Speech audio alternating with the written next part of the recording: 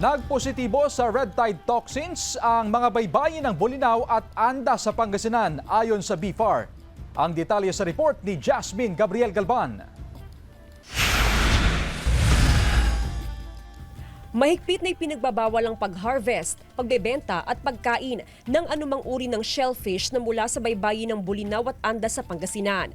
Ito ang inilabas na abiso ng Bureau of Fisheries and Aquatic Resources o BFAR-1 matapos na magpositibo sa red tide toxin ang coastal waters ng dalawang bayan.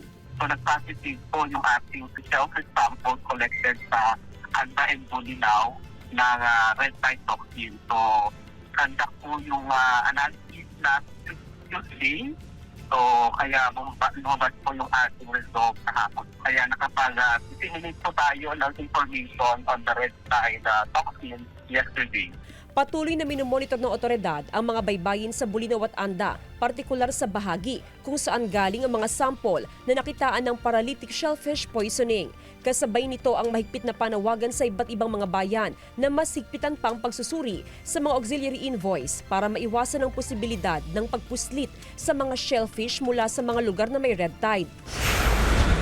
Samantala sa Mangaldan, Pangasinan, may mangilan-ngilan pa rin nagbebenta ng tahong at iba pang shellfish. Pero iginiit nila na hindi ito galing sa Anda at Bolinao. Basta sa Bataan lang po siya. Okay naman ma'am, yung Bataan namin. Galing Bataan? Opo, Bataan po yan. Paano niyo tinitiyak ma'am na safe? Doon po kasi sa bagsakan doon madam, malalaman nila kung hindi naman makakapasok pag Bolinao na tahong madam. Maharang na.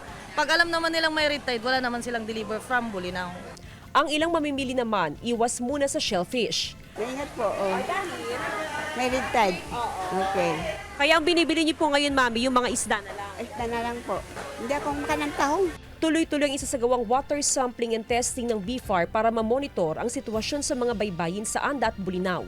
Kasama si Henry Duminsil, Jasmine Gabriel Galban, One North Central Luzon.